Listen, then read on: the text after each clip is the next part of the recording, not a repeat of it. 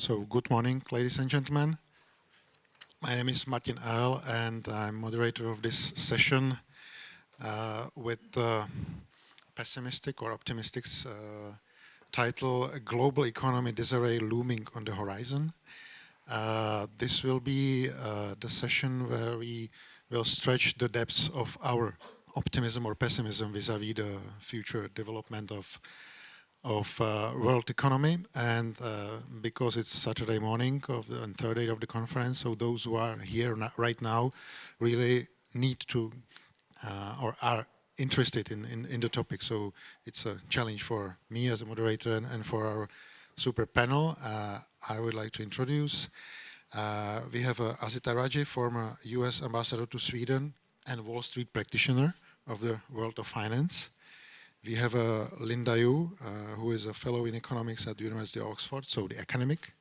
And we have Professor Daniel Szydlowski, who is also professor of economics at the Hebrew University of Jerusalem. So mix of practitioners and academics.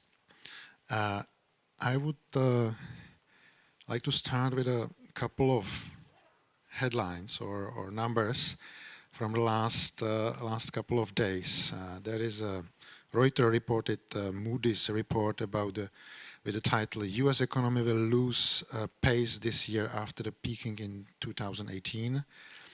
New president of World Bank has lamented deepening slowdown in global trade. World Bank lowered its forecast of global growth for 2019 from 2.6 from 2.9 to 2.6%. German Institute IFO made a survey which resulted in the globalization has reached limits of acceptance among respective populations in major industrialized economies. So it's a stretch, and German export expectations are in decline in the long term. And that is a fresh news from this morning or this night that there will be no U.S. tariffs on Mexico, but there are not the good numbers in the U.S. About the U.S. jobs. So picture seems to be quite gloomy. But I would be interested to know at the beginning of from each of you if we have reasons 10 years after the last big financial crisis, if we have reasons for optimism or pessimism. Maybe we can start with 3 reasons for optimism and 3 reasons for pessimism from each of you. Maybe start with you, for example. Good morning. Well, I hate to start with reasons for pessimism on a Saturday morning, but I do think that we're more vulnerable now than we were 10 years ago when the financial crisis happened. 10 years ago, we dug ourselves out of that hole by utilizing low interest rates and a balance sheet that was handed by the Fed and the Treasury. And today, in this environment, we have an even more divided Congress and higher deficits. And so I think that we may not have access to the same emergency measures that we had back then in dealing with another crisis. Not to mention the fact that interest rates couldn't be any lower. So I guess, as they say in the economics profession, it would be pushing on a string, right? I did pay attention in that class. I also think there have been market and structural changes over the last 10 years. Again, we used low interest rates to spur economic growth and for the last 10 years, and that growth has masked some changes, fundamental changes that have occurred. For example, climate change and its impact on human population is being felt more frequently and in greater levels. And the financial cost of hurricanes, droughts, tornadoes, fires, and extreme weather events will continue to pose a drain to resources of governments, resources that could otherwise be available to address financial challenges. So I think that the combination of a more divided political situation, at least in the U.S., higher deficits, and less flexibility and leverage on the part of governments because of their lower resources in being able to respond to the next crisis. Those would be the reasons that I would think that we're more vulnerable now than we were 10 years ago. And I'm going to have to think about 3 reasons for optimism, so maybe I'll let my colleagues. Thank you, thank you. I forgot to mention that We're alive, so there's always hope. That's one reason. I forgot to mention that we have this nice application Slido, so if you want to pose the question, please do that, or log in with the Globsec 2009 login and put a question there. Otherwise, we can then discuss in classic way as well. So please, Linda, 3 reasons for both or for just pessimism? I'd like to start with the bad news first. So let's do the reasons for pessimism. I think, as we've already heard, global growth probably peaked last year in advanced economies. And so we are in a cyclical slowdown. So you see that in terms of the policy responses, everywhere from the ECB, as well as Japan. Okay, Japan's been easing for a long time. China, and of course, the latest out of the United States. So in that sense, it is part of the business cycle. But the problem, the pessimistic problem, is in this part of the business cycle, you don't want geopolitical tensions to worsen the downturn. So, like I said, countercyclical monetary policy has already been in effect in a number of economies to try to counteract, as you would normally expect, the slowdown in this part of the business cycle. But if you have the US-China trade tension and you have a rise in protectionism because of a backlash against globalization, it's really the wrong time to be putting more frictions, more cost, more uncertainty around the short-term economic picture. And I suppose another reason for pessimism is that it's been 10 years since the last financial crisis, and one of the things the International Monetary Fund and others are quite concerned about is this buildup of debt, which is related to having had very low interest rates in advanced economies, which means liquidity, money, is abundant, not just in advanced economies. A lot of it went into emerging markets. So if you never predict that there'll not be another crisis, because there will be. So you're sort of hitting the down part of the cycle. You're seeing probably quite a lot of buildup of debt, which is always a precursor to crisis, and quite a few years since the last financial crisis. So if you just think back over crises, right? So before 2008, we had the dot-com bubble in 2000, 2001. Before that, Asian financial crisis around 1998. Before that, the global recession, early 1990s. And then before that, the global recession in the early 1980s. And then, of course, a number of other crises in the middle, the peso crisis in the mid-90s. I'm not even going to go back to the 1970s because that was a mess.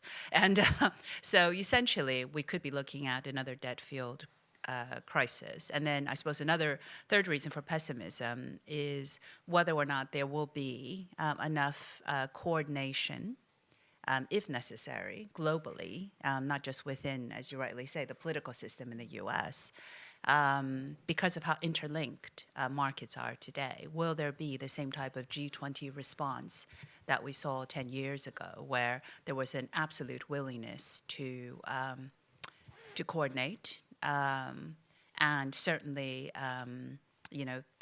given the tensions that we see now between countries, whether or not that's going to be as easy to do. I'm going to give you quick reasons for optimism, and then, because I think the optimistic reasons are there are always business cycles.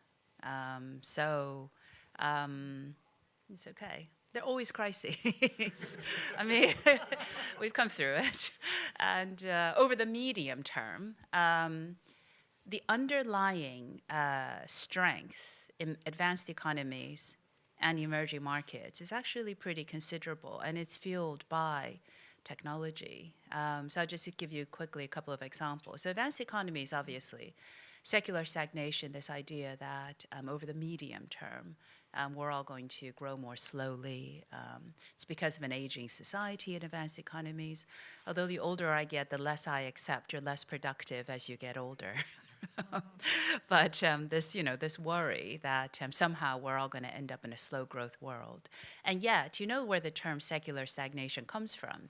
So I've just written a book called The Great Economist that looks over 250 years of economic history. It was coined in 1939 by Alvin Hansen, who said, oh my God, after the Great Crash, 2 recessions in a decade, and we're getting older. That was followed by the golden age of growth, the strongest period of growth we'd ever had in per capita income growth. So I think that's just worth bearing, and then we didn't hear about it again. And then in emerging markets, just finally, the number of people entering the middle class is astounding. We're at a point now where around 3 billion people, so this is 1 billion more than 10 years ago, 1 billion more than 10 years ago, are actually in the middle class out of 7 billion people in the world. And it is coming from newly emerging economies joining the middle class, becoming middle income countries. By 2030, more than half the world will be middle class. We've never had this many people, not just emerge from poverty, but actually enjoy a standard of living that we all hope for the rest of the world. So if we can get through the short term, the medium term, I think, actually looks quite promising. Thank you. So we have a new definition of optimism. There are always crises. Professor. Well, I was getting depressed here increasingly as I was listening to my colleagues, and I was thinking, but then finally there was a bit of an upturn. And I think you probably know that economics was called a dismal science, because the economists always tend to say, you see the problems and see the dangers and so on and so forth, and of course, the good stuff is always underlying, but it has to point out the dangers, because if you don't point out the dangers, then there won't be action to deal with the dangers. So it's good. Economists have this mission. We need to alert everybody to where the lurking dangers are, and then we can try to deal with them. Now, one of the economists that Linda wrote about, of course, is Keynes. And if you think about what the alternatives are, monetary policy, you can't do much anymore because you're down to very low interest rates. But then there's always fiscal policy. And Keynes would have simply smiled and said, well, but we have another leg to stand on, wouldn't he? So, I think if governments really, if there is really a problem, there always is fiscal policy. Now, fiscal policy works in strange sort of ways. So you have Trump saying, we need to spend more. Now, I'm not particularly a partisan of Mr. Trump. Oh, I should say to you, just in terms of full disclosure, that I'm a citizen of Peru, not of the United States. And although I now teach at the Hebrew University, I was a main bank regulator in Peru. So, I come at this from the viewpoint of a small Latin American country on the west coast of South America that, has no weight in world affairs particularly. But we do try to make noise once in a while. And we do have Cusco and Machu Picchu. Some of you are probably familiar with those locations. They're very interesting. Now, I do have a rather positive view of what's going to happen in this developing world. And Linda just told us that there's going to be a lot of people coming into the middle class. Now, a lot of that is China, of course. China is so big that China overwhelms all the statistics. In South America, it's Brazil overwhelming all the statistics. When you do the aggregate ECLA data, it's always Brazil. If you take out Brazil, then everything looks different. If you take out China, everything looks different also. And then you take out India on top of that, and then things look even more different. Okay, but what are the what are sort of the underlying, some of these things that are happening, and that have been happening all along, and that have been accelerating since 2008, 2009. One is financial inclusion. Starting about 2010, 11, a conviction has been to grow that if you don't deal with financial inclusion, you don't bring people into the financial system, then we're not going to make progress. And there is even an organization called the Alliance for Financial Inclusion. Now, that didn't exist 10 years ago. I guess it just celebrated 10th anniversary, so just about when it started. And this collects most of the regulators around the world, not the OECD regulators. It's all the non-OECD people. They've gotten together, 80, 90 of them. Or it used to be of us, because I was one of them. The concern is to get the poor into the financial system. Now, you basically do that by making it easier to get in. Now, if you want to open a bank account and all you want to do is move a few $100s a month, you don't need more than a phone number, basically. You don't even need an address, and you don't need a formal ID. So it's very easy. But if you then want to make it bigger, then you have to show KYC, right? Know your customer. So then there are requirements. But the first entry point is easy. Didn't used to be that way. So it's an enormous change in financial inclusion. Most countries have a national financial inclusion strategy. Now that is also an innovation. And that makes a big difference. Now then the next thing that happened is cell phone banking. Where do I have my cell phone? I used to have a very simple Nokia cell phone that didn't do much. All you could do is talk on it. But with that kind of cell phone, you can actually do remittances now. In China, because that's no problem. In Sweden, it's no problem either, Ambassador. And in the rest of the world, it's moving a little more slowly. But it's still true that a mother sitting somewhere in Kenya wants to send her son who's in Nairobi, 10 shillings, can do that on the phone. So this used to not be so. Cell phone banking is the greatest innovation since the creation of paper money. There's been, in 200 years, nothing else has this kind of impact, and it's going to sweep the world. It's not there quite yet because there's P2P, person-to-person functions, but person to anything else doesn't function quite yet, except again China and Sweden. But it'll be there. 5 years from now, it's going to look very, very different. With fintech and everybody's innovating. So a lot is happening there, and I think that's going to change the world. And if, of course, in the developing world, I did this morning I looked up, about 12% of the world population is in developed countries, 88% in less developed countries. That's where the big action is going to be. And if you start taking an average of growth rates, if you weight them by population, you're going to find that the growth rate is going to be higher. If you weight it by income, that's a different story. So it tells you something about statistics. We can all lie with statistics, right? We know how to do that. Now, the second thing that I think is very important is that there's an enormous change in the attitude between companies that do extractive industries, such as mining, fishing, logging, and how they deal with their neighbors. It used to be that people would go in, somewhat abusively, to get the ore out, and if the neighbors complain, tough luck. And if the neighbors complain, that's more, then we shot them, we shoot them, you bring in the police, and if they object, then you beat them up, and if that doesn't work, you shoot them. Well, that's no longer so. There is something called the Equator Principles, to which all major banks have subscribed, and the banks basically say, when they talk to the customer, they say, look, you're in a place where there's going to be conflict, you're going to open a new mine, the neighbors are probably going to object because they're going to believe, rightly or wrongly, that you're going to use the water, and you're going to pollute, but you have to deal with that. That's risk from our point of view, from the bank's point of view, that's risk.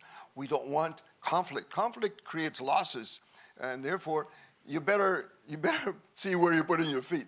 Now, that's an enormous change. This started in 2004 or 5, more or less. The IFC led some of this, Citibank then followed. Now, there's no major bank that doesn't subscribe to the Equator Principles, with the notable exception of Chinese banks. They haven't quite yet signed up. That will happen. Can you give me another minute and a half? Too long? Minute 45. Huh? Minute and 45. 45 seconds. Very good. Okay. Next, I can come back to that if you like. The next thing is disasters. Financial systems don't worry, and regulators don't worry about disasters. Storms, earthquakes, typhoons. That's not the financial regulator's problem, but it is. When you have a disaster, the mortgages, the houses, the roofs get blown off, the mortgages aren't worth a penny anymore. So, but this is beginning to percolate through the notion that this matters. Climate change is the next one. You're probably aware of Governor Carney, the Bank of England, who said this is a systemic problem, and the central banks had better worry about climate change. Well, that's a sea change. When central banks take on a problem, it's going to be dealt with. Maybe not perfectly, but central banks, the mobilization of central banks on climate change is a massive difference in the nature of economic policy and how it's going to be implemented. And that's sweeping the world. It's Bank of England, it's Bank of France, it's Bank of the Netherlands. There's now, I believe, 30 or 35 banks, central banks that are involved. Not yet the Central Bank of Slovakia, but it'll get there. And so once you have central banks involved, that means the problem is going to be dealt with to some extent. Now, central banks can't do everything, but they're very, very powerful. And the banking system, the financial system, is going to be different 5 years from now, because of this initiative. It won't be recognizable anymore. It'll have a different set of mandates. So these are the positive long-term things. We do have to get through the winter. But the spring does come, as Linda has pointed out. Whatever comes down is going to have to go up. That's it, the nature of elevators, right? It bounces back. And so I'm on the optimistic side, even though I practice a dismal science. But you don't have to be consistent on these matters. Professor, thank you very much for turning the mood in the room. I would have a question for Azita. As a practitioner from Wall Street, Professor didn't call it like that, but he spoke more or less about lessons learned after 10 years after. Let's put it like.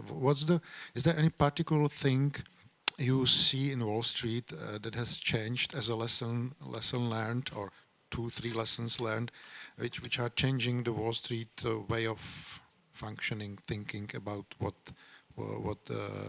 is happening there? My answer by saying that someone once made an analogy between the culture of Wall Street and the culture of competitive cycling. I don't know if you're cyclers, you know what Lance Armstrong ended up doing. And so the point is that the cultures are very similar. They attract very competitive people who like to win, sometimes at any cost, and there's not a lot of regulation.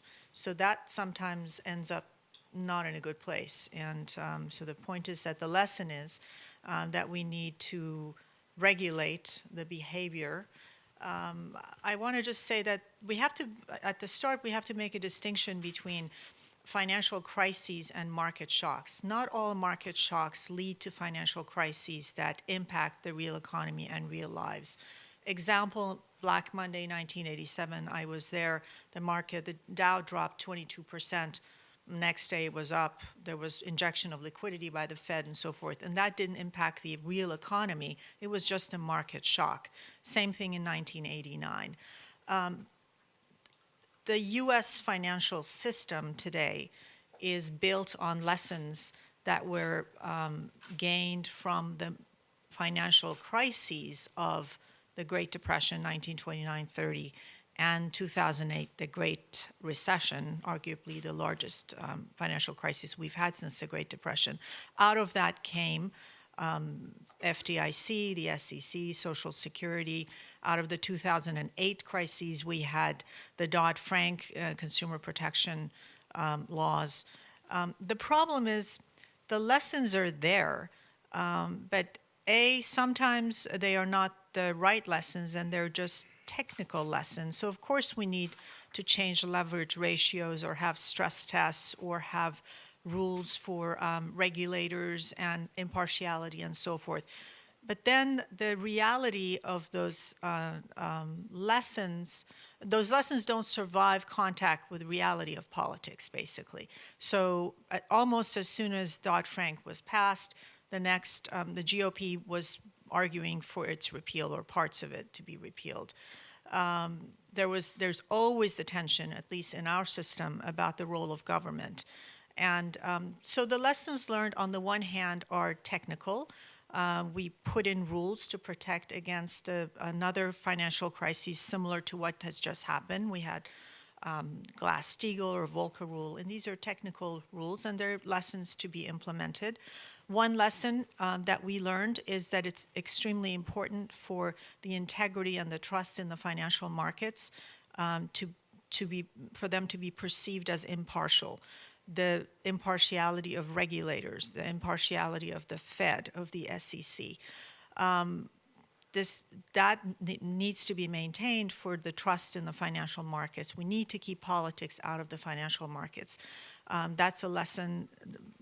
Fortunately, that was there. Is it possible with Donald Trump tweeting? Well, you just took the words out of my mouth. I think that's a challenge that's being stress tested, but that is a real danger. The uncertainty that politicization creates is a real danger to the financial markets because investors don't like uncertainty under most circumstances, but unless they're trading volatility. But they certainly don't like it when it comes to not knowing whether politics is going to affect a financial decision. When I was there in one of the crises that happened, money supply, whatever the Fed was doing, that was always separate from whatever the government was doing. So that helps create some trust. And I think at the end of the day, I agree with Danny that those reasons are reasons for optimism. But all of this goes back to value system, because market systems, I think, ultimately are value systems. And I say that partly based on my experience also as in diplomacy and in politics, connecting that to my experience on Wall Street, in that when we create market systems that respond to certain incentives, we are validating or we are responding to the values that we have. So in the United States, in a culture that values individualism and profit and rewards risk, perhaps disproportionately to having a safety net that protects a basic level of safety, we have a certain outcome. In Sweden, where I was, you have more of a safety net, but you also have the upside for capitalism. In each system, there's give and take, but it reflects our values and our social values. And I think that may be where we need to look more for signs of optimism. What is the value system that's going to inform our market system and our economic system that ultimately leverages and harnesses in its most complete form, the human capital in a society, so that we have resilience in the labor market when we have a financial crisis? This value question leads me to the analogy. We had a film, Wall Street, which ended up of Gecko being jailed for breaching the law. We had a Wall Street 2 film where it was more about the clash of two generations' views on how to make money in this big Wall Street world. Will we have a Wall Street 3 film where, for example, new value climate change or the climate protection of the climate will be kind of a new value which will play a role in the decision making either on Wall Street or in economic theories? Is this new thing which is coming, shaping? In Europe now we live with the Swedish girl protesting against the climate change, and it's a, I would say, kind of hype a little bit, but it's bringing attention to the topic. Is this being included already as one of the lessons learned, maybe, or completely new thing, Linda? I think the values debate is absolutely what we need to have. And it's not the first time in history. The issues are always particular to the context of today. And today we do need to talk a lot more about climate change. But again, if you look back over history, when you have times of breakdown in consensus around the best economic system, it's always because there are issues that the economic system isn't adequately addressing, and it hasn't kept up with the values that people hold. So let me give you a more concrete example. So there's been numerous breakdowns in consensus around the best economic system and the issues which ought to be addressed. I'm going to point out one, which I think is quite important, which was, I'm going to take you all the way back to 1846. So that was when the Corn Laws were repealed in Britain. Okay, nobody remembers this unless you're a historian, but it was actually momentous because so at the time, essentially the consensus was for mercantilism. So this is the idea that countries should run trade surpluses. And this is stemming even better if you could find some gold and silver and bring it back to your country. That's great. So it actually took great economists, classical economists like David Ricardo, to argue that actually no, that is not the way to engage.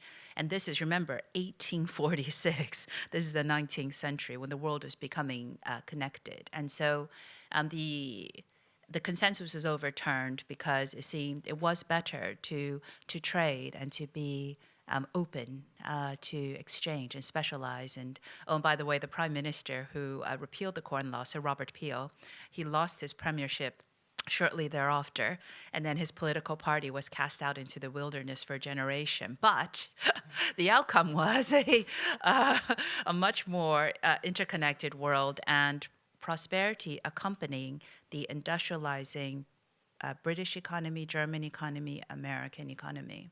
But that consensus quickly broke down in 1873. So the long depression of the 19th century happened after the Panic of 1873. A U.S. financial crisis spread across the Atlantic and made people extremely disillusioned about the financial system, about capitalism, and about globalization. That led to unemployment becoming a word for the first time. It led to the rise of trade unionism and the rise of Marxism. So by the early 20th century, 60% of the world lived in either communist or socialist regimes. So this eventually led to the market-based economies arguing their position and the creation of the welfare state.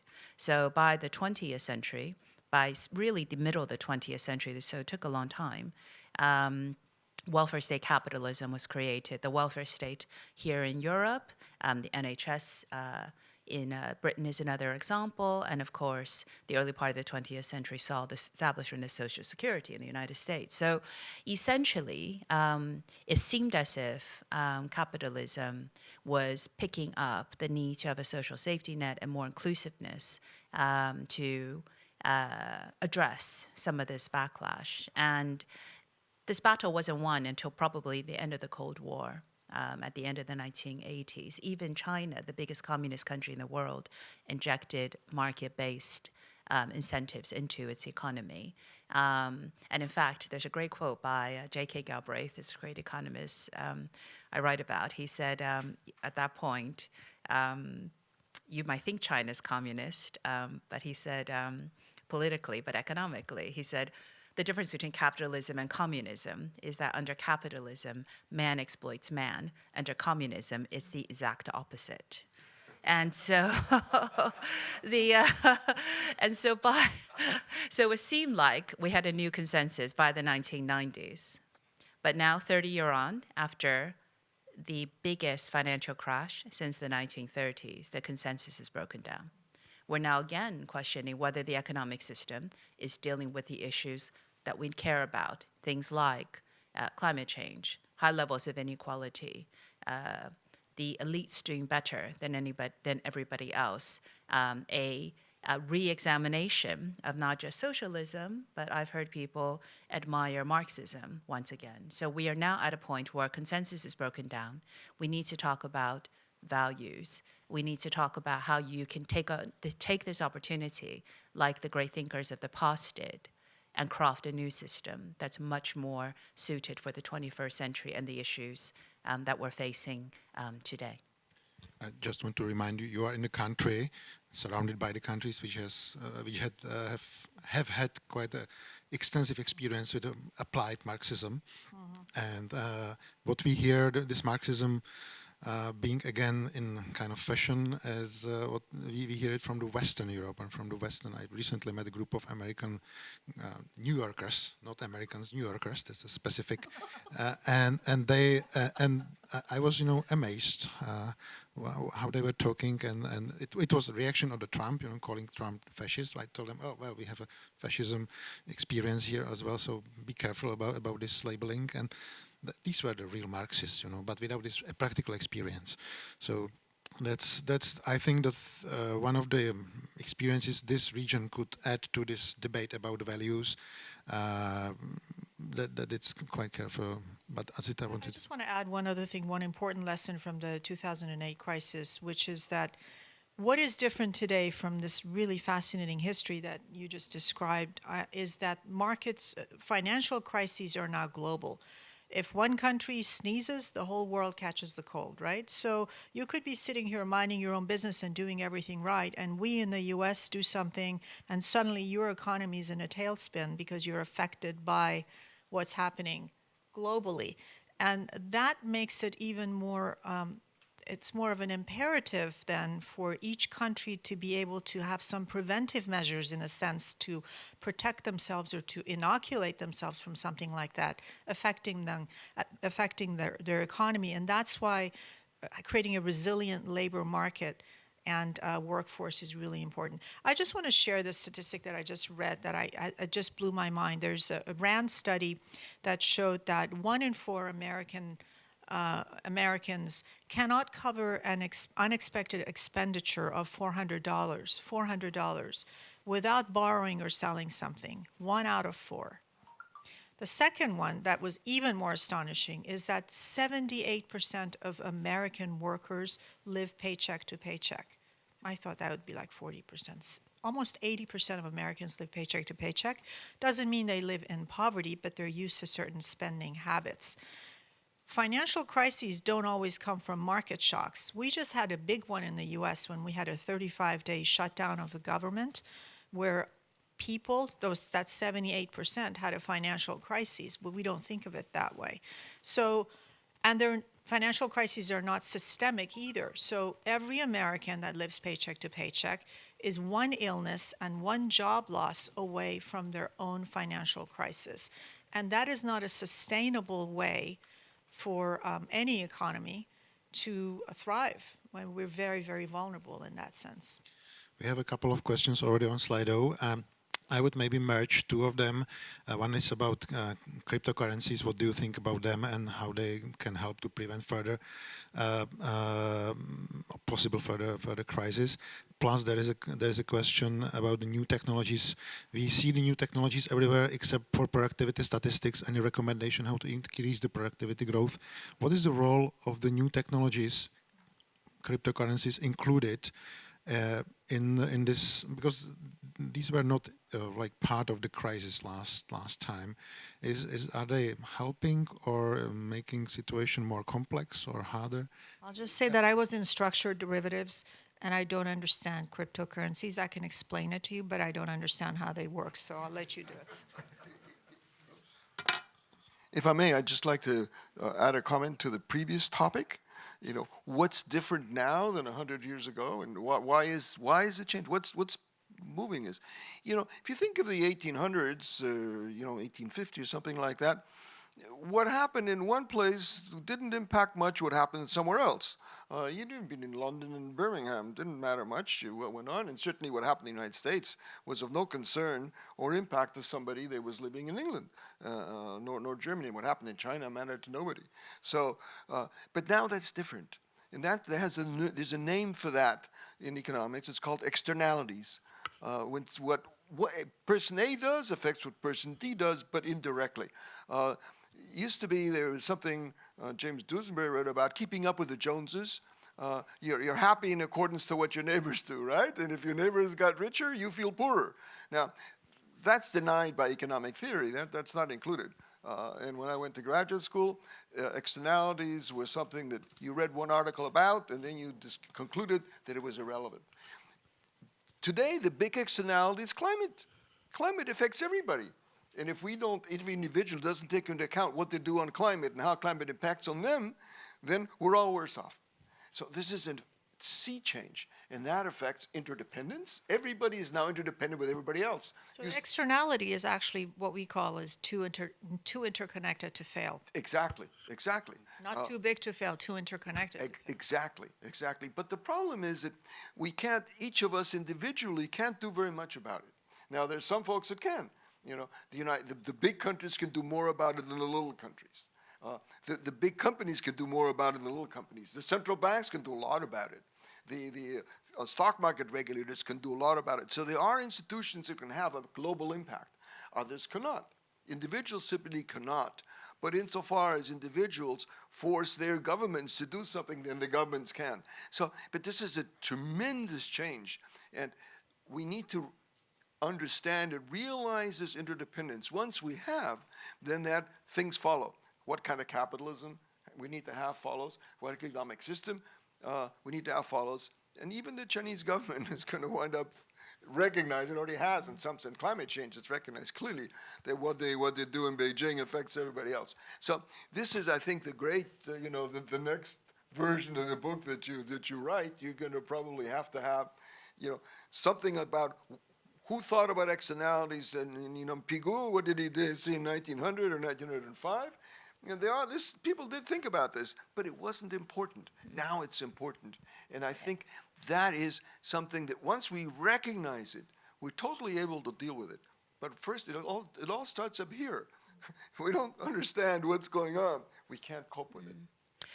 Just on the cryptocurrencies and financial technologies, I think cryptocurrencies are just the latest form of private money, privately issued money. So, in one sense, this has been talked about for a century by economists like Milton Friedman, who said, "Why not?" If you had a currency which is recognized by somebody else, you can always use it as a medium of exchange. That's all money really is. So I think, but in terms of policy, it complicates the policy-making process because it's already the case that central banks find it difficult to essentially both measure and control money. So interest rates are the price of money, and we already know where we are with there. Quantitative easing is a form of controlling the supply of money. So you either control the price or the quantity, or you try to do both. And the quantity of money is going to be made more complicated by cryptocurrencies.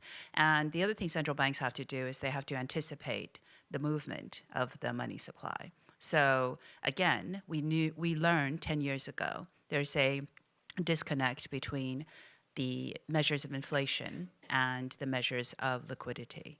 So by targeting inflation, you miss the buildup in credit, which fed the housing bubble. So clearly, cryptocurrencies adds another measure, another level of liquidity, which is already very difficult for central banks to try and tackle, which is why currently macroprudential measures, which are new administrative tools employed by a number of major central banks now, is geared at trying to control or at least try and measure debt, leverage, credit, liquidity growth. So I think those are some of the things probably to think about. But I think, generally, and Danny mentioned this, financial innovation, so around productivity. So one of the big puzzles of our time is productivity growth is slowing across the world.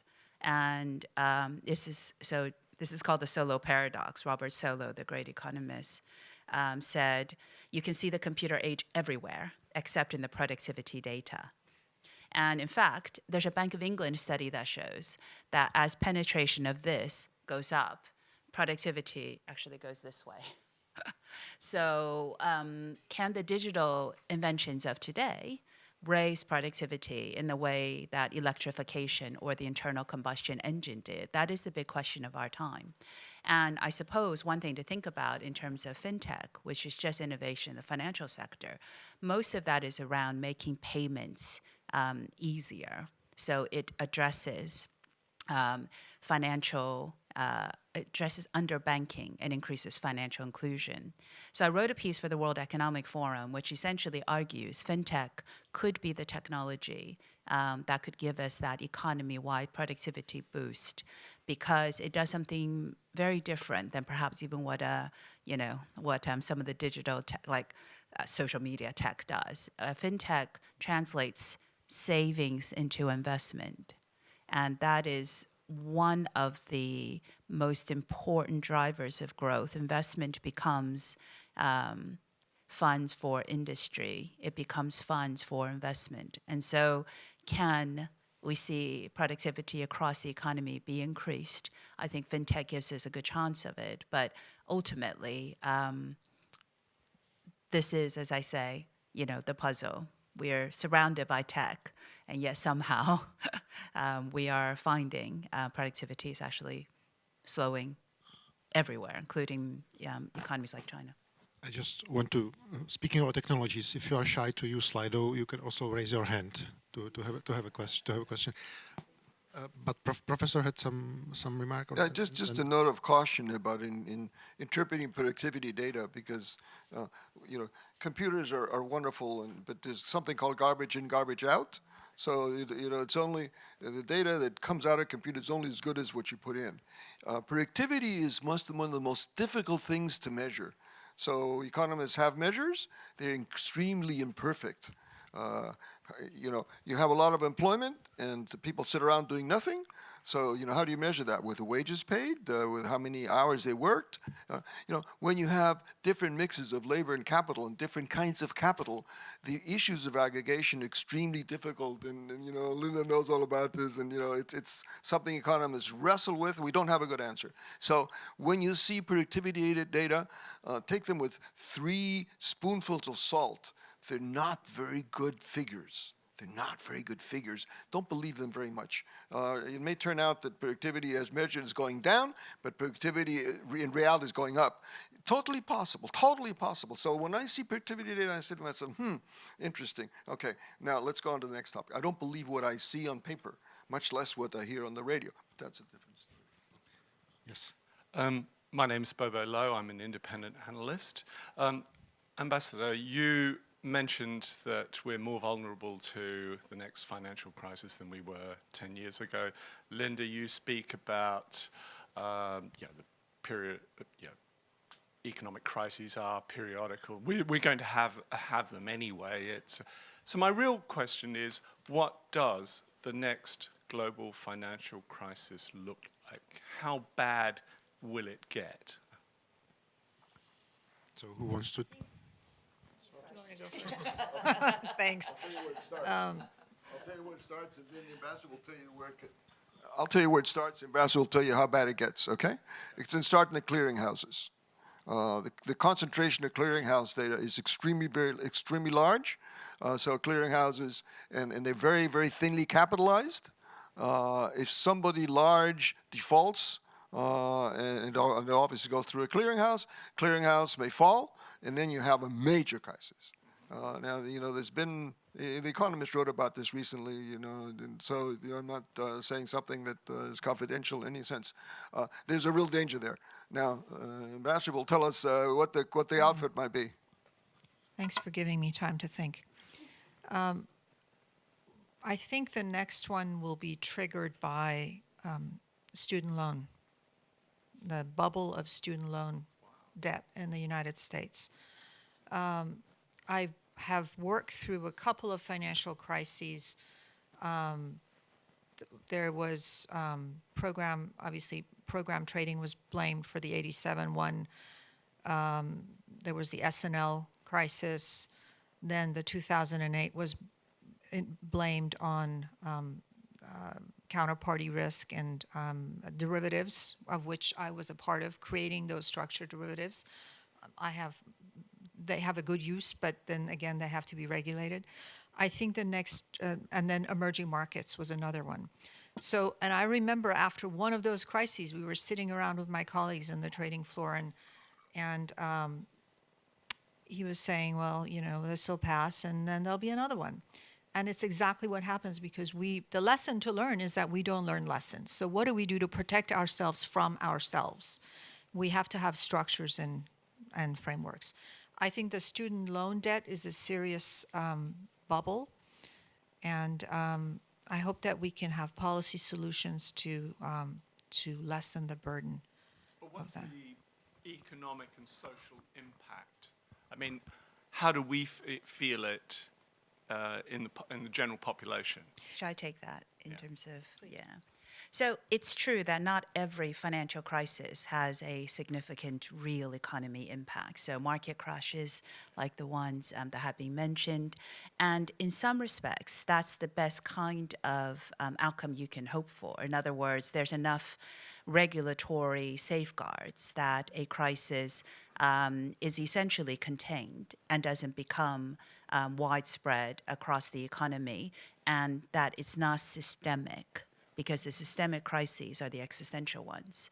And what we see is, generally speaking, financial crises are triggered by debt and exuberance. So if you look at any measure of asset bubbles in different countries, those are essentially normally the telltale signs. So macroprudential regulation is intended to try and curb the growth of bubbles, and this is the lesson learned from 2008, when Alan Greenspan said, I don't want to be the person who takes away the punch bowl when the party gets started. Now they do lean against the wind. But the question is, it's hard to spot whether something is a bubble or whether something is just underlying strength in, say, technology that boosts the NASDAQ, or limited supply that boosts the housing market, or high demand for higher education that boosts debt. It's really difficult to differentiate. But what we do know is that you don't have a crash without a bubble. So you have to look for what you can do.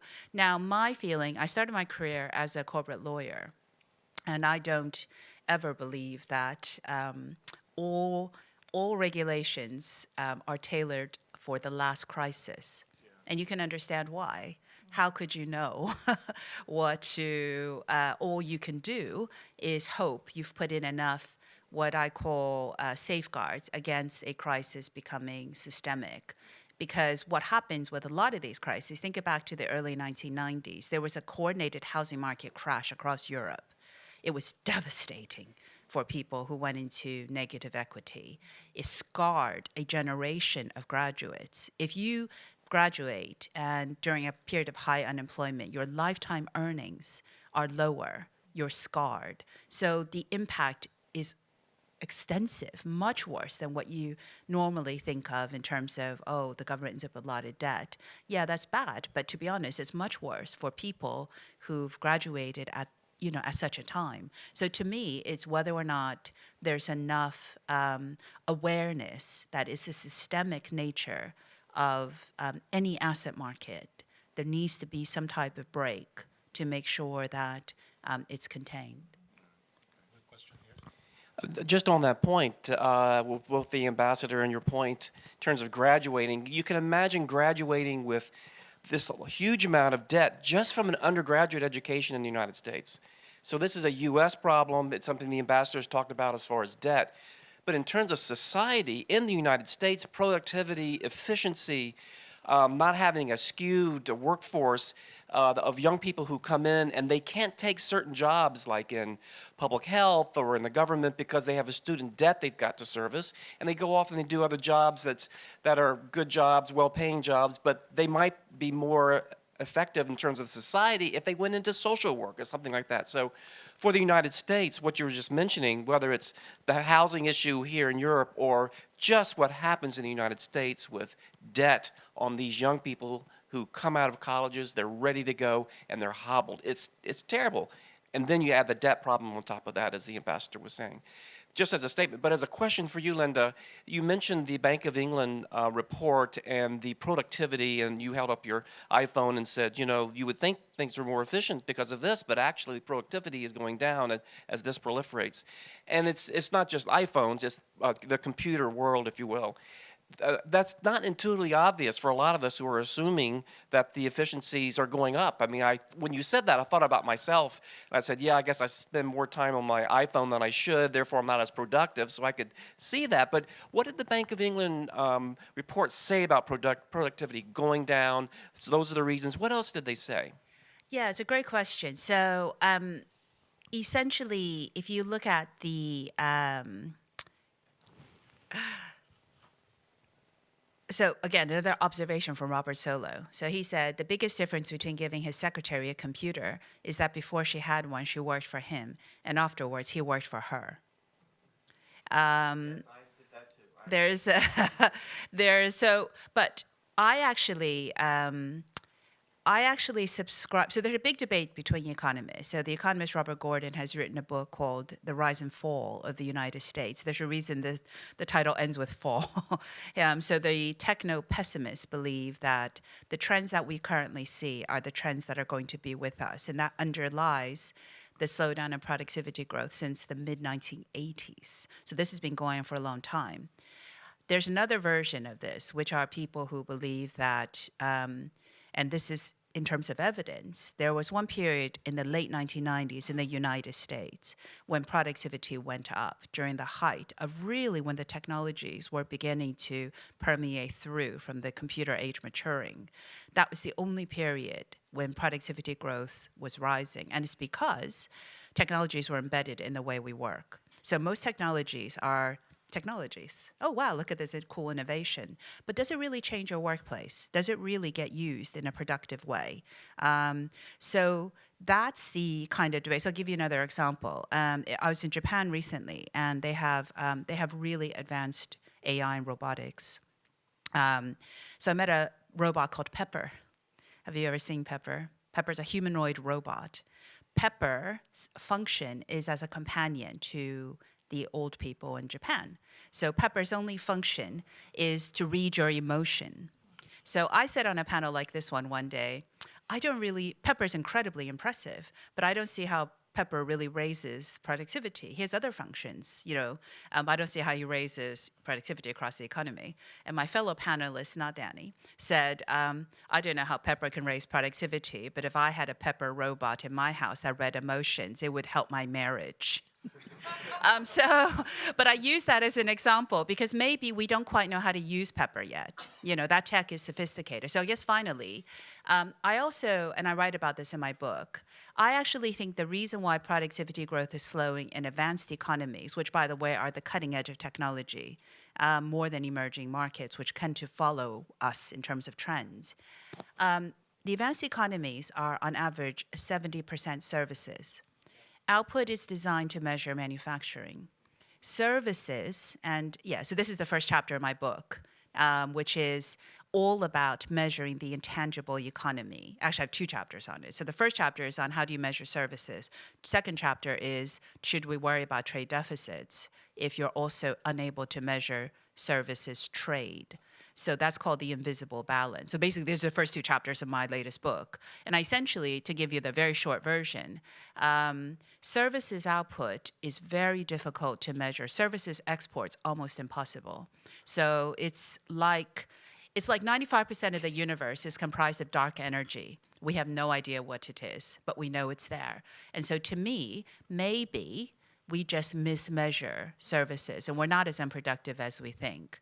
So one final example, just to give you a sense of what I mean. How many of you have been in meetings which have been a total waste of time? How many of you have been to meetings where you had a breakthrough, decision may move forward? This is going to propel you to go and do great things in the world. Oh my God. Okay, so my point is, a great meeting and a useless meeting in services output terms are the same, because all you're measuring is revenue, wages, and what you sell. So this is not at all well measured. It could be if we embed technologies better and we appreciate that services economies are differently measured, we may not face such a dire future. Well, my role is now to play the bad guy because our time is out. And but I guess we had a good meeting in the positive sense of the word. Even the topic wasn't the most optimistic, but at least we had some fun. So, thank you, Azita, Linda, and Professor Shidelsky for being here. Thank the audience for the questions and for being with us. Enjoy the rest of the GlobSec today.